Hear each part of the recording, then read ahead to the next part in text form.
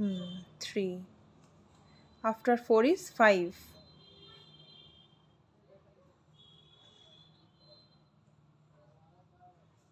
After 5 is 6.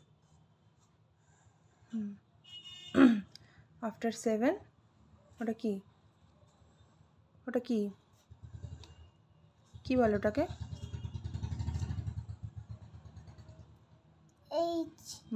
8. Very good. এটাকে কি ছিল? এটা অড ওয়ান আউট, সার্কেল। সব করেছো? এটা ইংলিশের হোমওয়ার্ক।